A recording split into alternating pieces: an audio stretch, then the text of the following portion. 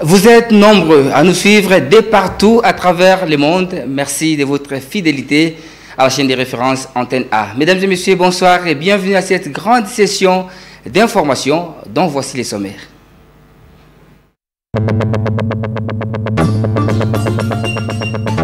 Deux grandes nations, deux grandes économies se retrouvent dans la mission commerciale Kenya-RDC pour partager dans un forum business en République démocratique du Congo. Célébration ce 1er décembre de la journée mondiale de lutte contre les sida sur le thème « Mettre fin aux inégalités, au sida et aux pandémies ». Le sida reste jusqu'ici la pandémie la plus meurtrière de l'histoire contemporaine.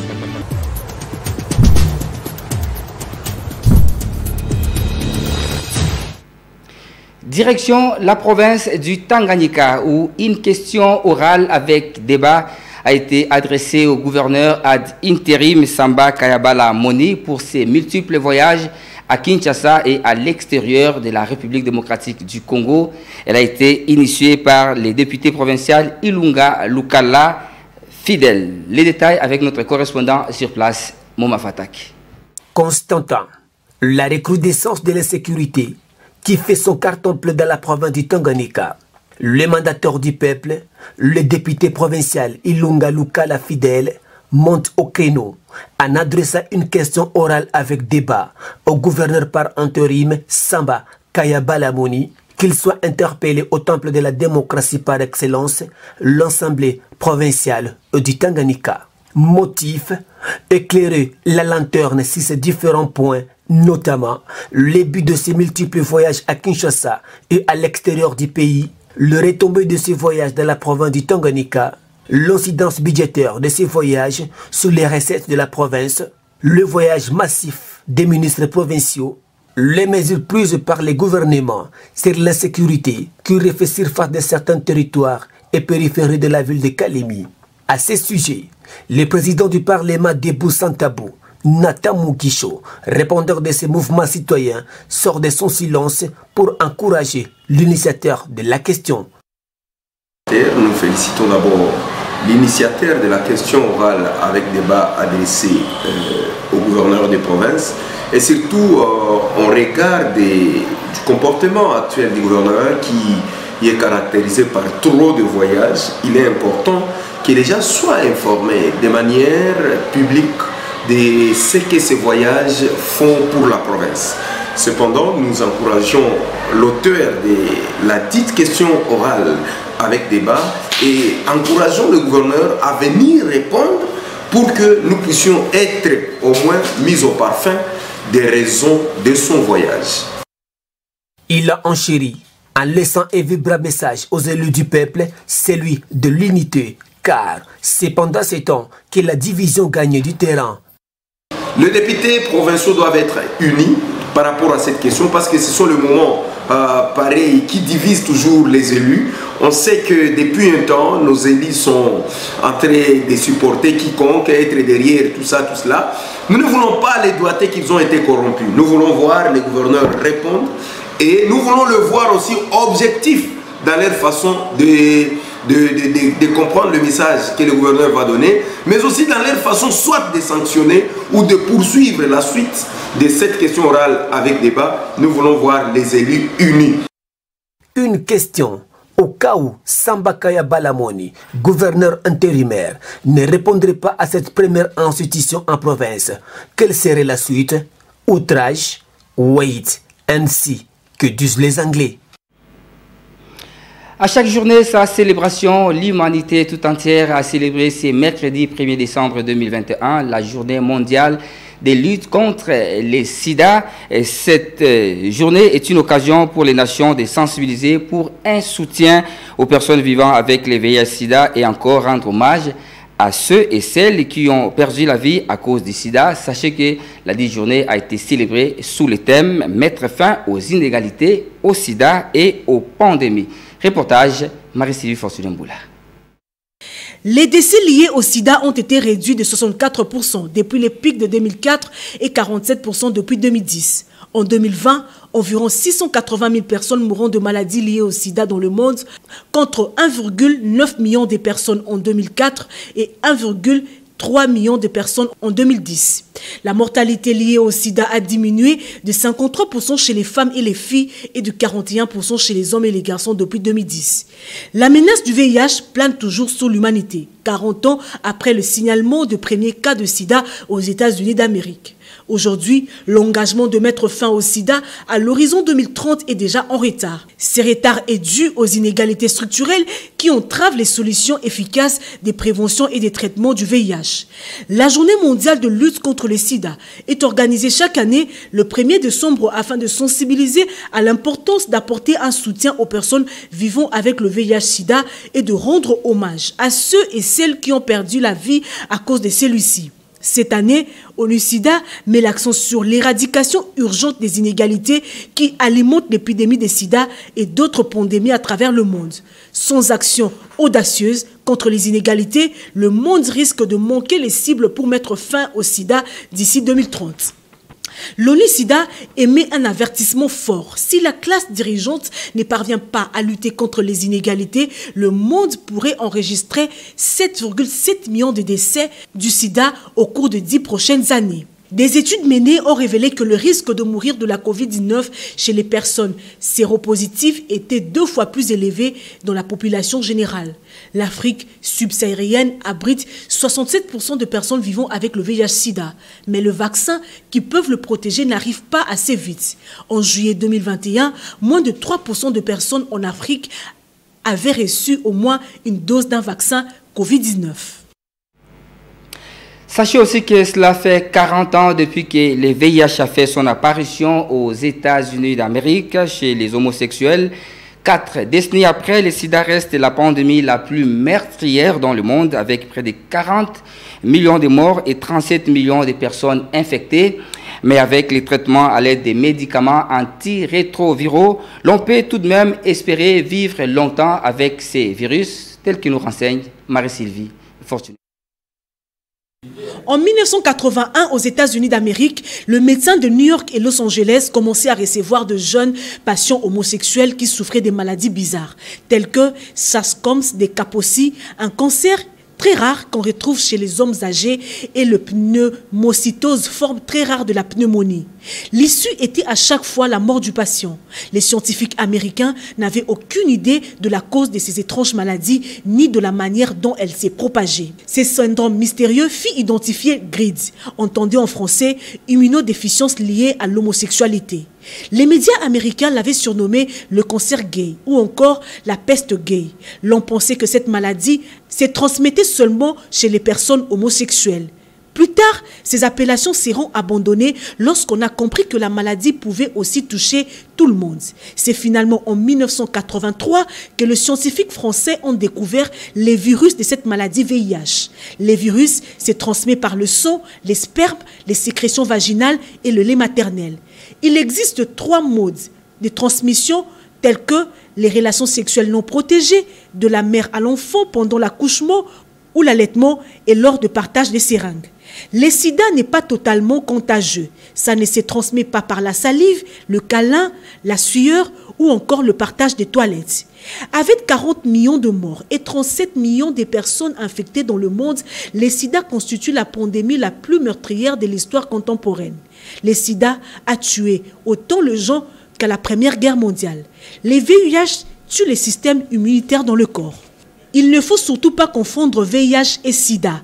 VIH est un virus et le sida est le stade la plus avancé de l'infection au VIH. Une personne peut être porteuse du VIH sans pour autant développer le sida. C'est un chimpanzé au sud-est du Cameroun qui est à l'origine du sida. Peut-on guérir du sida? La réponse est non. Il est impossible de guérir de l'infection.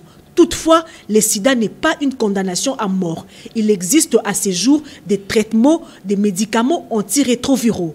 Les chercheurs se battent jusqu'à ce jour pour trouver un vaccin dans le monde. On va changer de chapitre pour vous parler du lancement officiel de la mission commerciale Kenya-RDC. C'est mardi 30 novembre 2021 au Kempesi Hotel à Gombe par la vice-première ministre de l'Environnement, Eve Bazaiba. Et cette fois reçoit 200 investisseurs kenyans en République démocratique du Congo. La cérémonie s'est déroulée en présence du président directeur général du groupe Equity, James Mwangi, et du directeur général d'Equity BCDC, Célestin Mukeba. Africa Mujinga et Selembayabo. C'est un grand jour pour deux grandes nations, le jour du lancement officiel de la mission commerciale Kenya-RDC. Une mission économique à l'image d'une foire qui reçoit 200 investisseurs kenyans qui sont venus explorer les opportunités de création de richesses en République démocratique du Congo. Dans une salle pleine, le représentant du chef de l'État, la vice-première ministre, ministre de l'Environnement, Eve Bazaiba, a lancé officiellement ses travaux au Kempesi Hotel ce mardi 30 novembre 2021. Le lancement de deux initiatives du groupe Equity, toutes deux prises dans le cadre de la matérialisation de la volonté exprimée par la République démocratique du Congo, mon pays, et la République du Kenya à travers la signature au mois d'avril de l'année en cours d'un accord d'investissement et de commerce liant nos deux pays.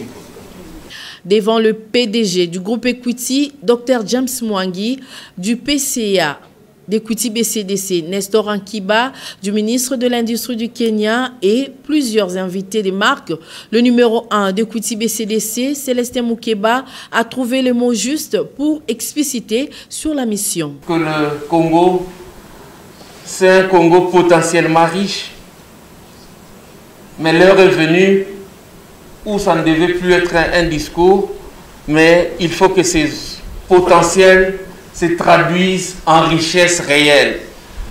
Et la vision de la banque que je dirige, qui est une institution faisant partie du groupe Equity Holding, se donne comme vision d'être le champion de la prospérité socio-économique des Africains, avec une mission de pouvoir étendre les opportunités de création de richesses pour les peuples africains. Le jeune du programme leader du groupe Equity était aussi présent. 137 qui ont distingué à l'école secondaire, ils bénéficient de l'accompagnement du groupe Equity pour leur développement. La mission va s'étendre dans 4 villes, à savoir Goma, Lubumbashi, Mbuji-Mayi et Kinshasa, du 29 novembre au 13 décembre 2021. Il faut aussi dire que l'Office national des produits agricoles du Congo a été valablement représenté à la mission commerciale Kenya-RDC. Son directeur général Guy Bompate, l'un des panélistes, a exposé sur les avancées de cette entreprise des portefeuilles de l'État à Kempesi Hotel à Gombe. C'était aujourd'hui, mercredi 1er décembre 2021. Une fois de plus, l'équipe Africa Mujinga et Selembayabo nous informent. La mission commerciale Kenya-RDC, organisée par le groupe Equity, est non seulement une opportunité pour les 200 investisseurs kenyans venus en RDC, mais aussi une occasion pour les entreprises congolaises de présenter leurs produits et services. Tel est le cas de Guy Bompate, directeur général de l'Office national des produits agricoles du Congo, ONAPAC en sigle, un des panélistes de la mission. Notre passion, d'abord, c'est voir qu'on ne peut pas développer un pays sans l'agriculture. Et l'agriculture ne peut pas se faire sans financement. Et avec la politique du pays aujourd'hui, avec la revanche des sous-sols sur le sol, je crois qu'on va développer favorablement l'agriculture. Surtout qui est l'intervention des banquiers. Aujourd'hui, nous venons d'ajouter l'aspect des partenariats public-public et partenariats public-privé. Je crois que ça va jouer sur l'économie agricole. Avec la revanche du sous-sol sur le sol, la RDC pourra créer d'emplois même dans le milieu rural. Ça va augmenter la quantité et la qualité. Et ça va diminuer la pauvreté. Et ça va entraîner aussi la diminution de l'exode rural. Et les gens peuvent s'améliorer, on va créer beaucoup d'emplois à l'intérieur du pays et les gens ne resteront plus en vie. Les gens vont rentrer dans les villages où ils travaillent et là ils vont devenir des millionnaires comme à la demande de l'État. Le DG de l'ONAPAC venait de participer à l'Assemblée générale des pays producteurs du café à Kigali du 12 au 18 novembre 2021. Il avait représenté le ministre de l'Agriculture empêché à ses travaux.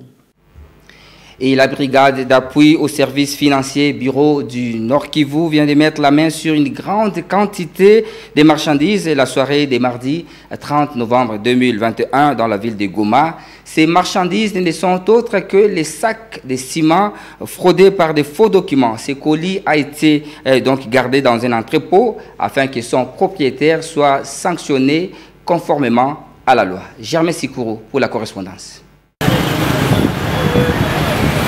Ce camion que voici est celui qui transportait la marchandise dont la plupart étaient des ciments et des casiers de bière. Le propriétaire l'a fait traverser frauduleusement, présentant de faux documents. Ce dernier a été attrapé lors du déchargement au centre-ville. La brigade d'appui aux services financiers qui a mis la main sur cette marchandise a signalé que les propriétaires étaient en possession de documents qui ne sont pas conformes ni à la marchandise ni à la date de déclaration, ce qui crée les doutes. Il a fallu une contre-vérification pour que l'on arrive à attraper ces fraudeurs, a déclaré Raïmo Baloumé Baroki, officier principal de la Brazzaville. Le cargo contient des ciments. Le cargo contient de bières prohibées, des produits prohibés. Le camion contient de bières venant de l'Ouganda. Et ils ont une déclaration de mois d'août. Et je ne pense pas qu'avec ça, ça peut passer. Ça ne peut pas passer. Comment une marchandise peut être déclarée au mois d'août que ça passe aujourd'hui? Alors, les marchandises qui sont sur la déclaration, ce ne sont pas les marchandises qui sont dans les cargos, dans les camions. Et c'est pour cela mon équipe, les inspecteurs que vous voyez à côté de moi, ils ont arrêté les cargos. Le cargo est arrêté et on doit reconduire les cargos vers la DGDA parce que c'est lui le service taxateur. Il y a 2 camions ici qui vont rentrer à l'entrepôt pour qu'ils puissent déclarer à la normale. Il ajoute que la brigade d'appui aux services financiers est déterminée à mettre fin à la fraude qui entraîne l'écoulement des recettes publiques. En fait, nous sommes l'entreprise Brazzaville, brigade d'appui aux services financiers. Nous soutenons la vision du chef de l'État qui est de maximiser les recettes. Et à maximiser les recettes, nous devons faire la contre-vérification des actes posés par les agents de services financiers. Et aujourd'hui, j'ai dit à la population de Goma aujourd'hui que nous sommes là pour appliquer la loi. Sa transition, l'inspecteur judiciaire principal de l'auditorat militaire garnison de Goma a adressé le procès verbal de saisie d'objets. Dans lesquels contenaient des caisses de bière, clubs non déclarés. Raison pour laquelle on a procédé à adresser le procès verbal de saisie d'objets pour les mettre à la disposition de la brigade jusqu'à la douane pour que l'opérateur économique puisse régulariser les formalités douanières. Retenez, la Brazzaville est un service qui a pour mission d'appuyer à la maximisation des recettes publiques mises en place par le ministère des Finances. On va garder Germain Sikourou qui nous informe aussi que l'Agence pour la prévention et la traite des personnes contre la traite des personnes a organisé une campagne de sensibilisation des proximités sur la traite des personnes. C'était du 25 au 27 novembre 2021 à Goma. N'a aucun effort pour atteindre toute la population congolaise dans le but de poursuivre sa mission, celle de prévenir et lutter contre la traite des êtres humains. L'Agence pour la prévention et la lutte contre la traite des personnes a posé ses valises à Goma, dans le Nord Kivu. Dans cette partie du pays, plusieurs enfants sont enrôlés dans les groupes armés et sont exploités dans des zones minières. Il fallait donc une sensibilisation sur la matière, chose que l'APLTP s'est donnée avec joie. Nous sommes venus pour la sensibilisation. Nous avons des sensibilisateurs qui vont parcourir les avenues de Goma pour sensibiliser la population, leur donner la quintessence de la traite afin que cette population puisse connaître la chose et la dénoncer afin de combattre ce phénomène qui gangrène la population. Après des civilités aux autorités, place au travail proprement dit. D'abord avec les acteurs de première ligne dans la lutte contre la traite des personnes dans le Nord Kivu. Les magistrats, avocats, assistants sociaux, les services de renseignement. Au total, 40 personnes ont été formées sur la traite des êtres humains. Cette structure spécialisée de la présidence de la République a également formé 72 sensibilisateurs sur les b.a.-ba de la traite des personnes et les stratégies de sensibilisation. J'ai vraiment accueilli. Vous savez, nous avons des flyers, nous avons des feuillets sur lesquels il y a des messages qui portent effectivement des pratiques qui sont récurrentes dans la communauté. Ils disent contre cette traite de personnes et les gens aussi ont tendance de dire déjà boyeté parce que c'est notre slogan, Isha cartonné partout et ça nous inspire et ça nous donne le courage de continuer. À leur tour, ces sensibilisateurs ont été largués dans les communes de la ville volcanique. Ils ont pu sensibiliser environ 150 000 gomatraciens. L'infatigable Germain Tsikuru nous renseigne aussi que l'organisation Bible Communication Center, BBC en sigle, se trouve dans une formation de 3 jours à Goma, au Nord Kivu, depuis le mardi 30 novembre, dont l'objectif est de renforcer la capacité des serviteurs de Dieu sur les grandes valeurs d'un leader de l'Église du Christ pour l'évangélisation et l'approfondissement spirituel.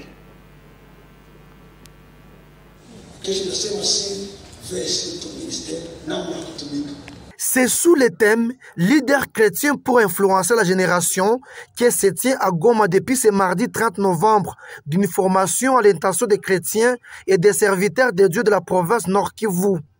Ces assises de 3 jours visent à aider les participants de savoir comment diriger leurs administrés et chrétiens pour un bon succès. Pour cette deuxième journée, la formation était axée sur 7 caractères de valeur d'un leader d'église qui inspire les meilleurs et les bons comportements d'un dirigeant, tel que précise l'apôtre Joshua Massassou, formateur du jour. On conduit les gens quelque part où on a été soi-même. Et cet aspect de caractère est très important. Number one, il faut que ce soit une personne qui soit humble, patient, reconnaissante. Il faut que ce soit une personne qui soit libérée par rapport à la soif de bien, à la convoitise des yeux, la volonté de posséder. Car s'il est après les gains sordides, il va trahir l'évangile. Il faut aussi que ce soit quelqu'un qui est libre par rapport aux convoitises de la chair. Donc, juste vouloir boire, le sexe, les perversions et tout le reste. Parce que j'estime que si la personne n'est pas libre par rapport au lien du péché, comment pourra-t-il enseigner la sanctification et la direction à d'autres? Et aussi, il faut qu'il soit discipliné et tenir correctement sa famille. C'est important pour nous, très important. Les participants se sont dit égayés de la thématique de cette formation. Apôtre Gisle Vaembi se réjouit des valeurs de l'humilité et de l'obéissance pour bien diriger le peuple de Dieu. Il a parlé de l'humilité qui est la plus grande, la plus grosse, n'est-ce pas, caractéristique avec laquelle nous devons marcher en tant que des hommes de Dieu. En fait, nous ne devons pas diriger les gens avec force, nous devons les diriger plutôt à les influencer par notre caractère humble afin de les inspirer davantage. Il a parlé d'éviter aussi l'orgueil, évidemment qui est dans l'humilité. Il a aussi parlé de notre point important sur lequel je voudrais encore revenir en nous disant que nous ne devons pas intimider les gens en les dirigeant.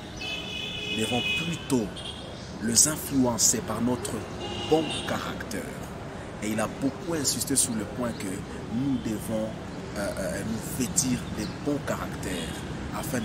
Notons que la formation de BCC a plusieurs classes parmi lesquelles l'on peut citer l'affermissement des bases pour les disciples, les manuels d'évangélisation et la consécration au Seigneur.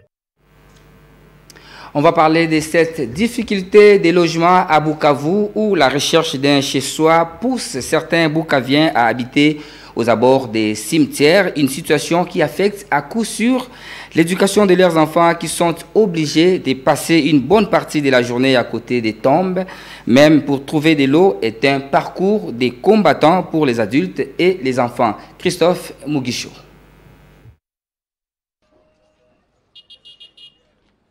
C'est ici, non loin de Kansayo, en commune d'Ibanda, que les particuliers voulant à tout prix habiter en ville ont choisi comme voisins directs les lieux de repos des morts. Sans se gêner, ils y vivent fiers d'être citadins, mais les lieux n'étant pas au départ conçus pour des habitations de population. Il n'y a pas d'installation de la régie des eaux. Les habitants creusent profond pour tirer l'eau des puits.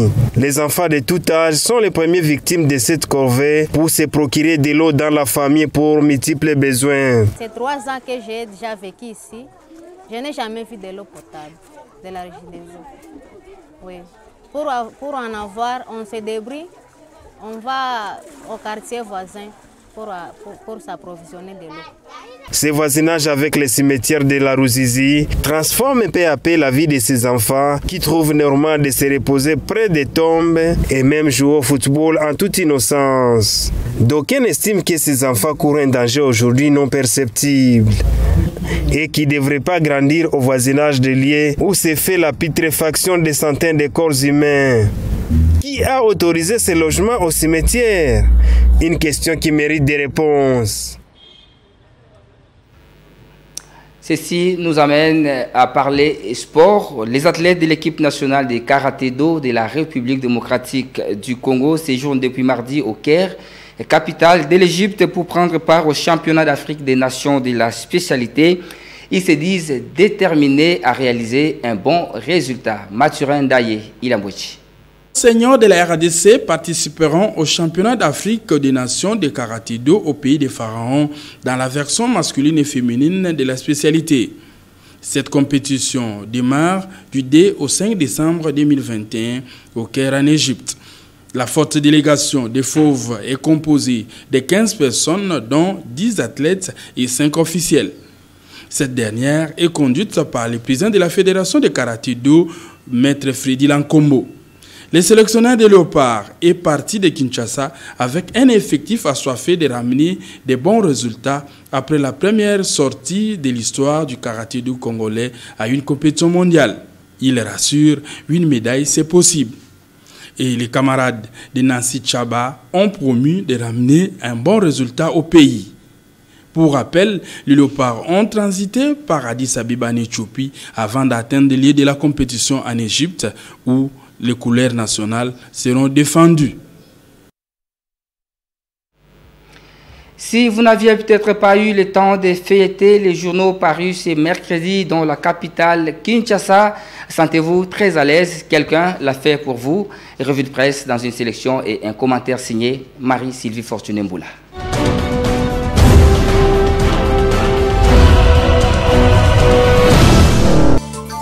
Bonsoir et bienvenue à cette revue de presse. Les FARDC et l'UPDF mènent de frappes conjointes contre les ADF. Forum des As qui rapporte cette information note que selon le général-major Léon Richard Kassonga, porte-parole de l'armée RD congolaise, le bilan de cette opération sera rendu public dans les heures qui suivent. Des actions ciblées et concertées avec l'armée ougandaise contre les ADF à l'est de la République démocratique du Congo ont démarré le mardi 30 novembre 2021. Lors du briefing presse lundi, Patrick Mouyaya, porte-parole du gouvernement, avait présenté l'ADF comme l'ennemi commun aux deux pays. L'Ouganda a désigné les ADF comme responsables d'un double attentat suicide ayant fait 3 morts et 33 blessés à Kampala en novembre. La prospérité précise s'en est donc fini avec les tergiversations. Les forces spéciales des FARDC, appuyées par les unités spéciales ougandaises, ont amorcé depuis hier des frappes de longue portée. Puis, Elles ont mené des opérations de fouille et de contrôle des zones pour nettoyer, en même temps sécuriser les positions des ADF touchés par cette première série des frappes dont le bilan sera d'ailleurs connu ultérieurement. L'avenir qui revient sur le même sujet renseigne que la méfiance de certains naît de l'histoire des relations rwando-ougando-congolaises. Les souvenirs des affrontements entre les troupes rwandaises et ougandaises à Kisangani hantent encore la mémoire collective. Même si le passé est tel qu'il est, poursuit le quotidien, l'Ouganda et la République démocratique du Congo sont condamnés par la nature de vivre ensemble. Des problèmes, il y en aura toujours, mais les hommes devront faire de sorte que ces problèmes ne détouchent pas sur des conflits décriés par tout le monde. Bien qu'il ait pris le risque de placer son mandat sur les signes de l'instauration de la paix et de la sécurité dans l'est de la RDC, Félix Tshisekedi, tirant les leçons du passé récent, a renoué de contact avec le neuf voisin de la RDC. Grâce aux accords signés avec certains et au rapprochement via les grandes commissions mixtes, aucun de ses voisins ne peut prétendre s'en prendre inutilement à la RDC. C'est donc le sens à donner à la mutualisation des informations et des frappes ciblées une fois que l'ennemi a été identifié. Bonsoir.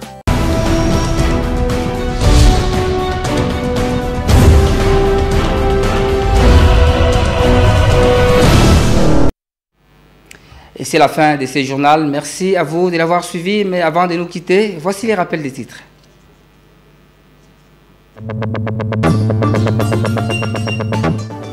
Deux grandes nations, deux grandes économies se retrouvent dans la mission commerciale Kenya-RDC pour partager dans un forum business en République démocratique du Congo. Célébration ce 1er décembre de la journée mondiale de lutte contre les sida sur le thème « Mettre fin aux inégalités, au sida et aux pandémies ». Le sida reste jusqu'ici la pandémie la plus meurtrière de l'histoire contemporaine.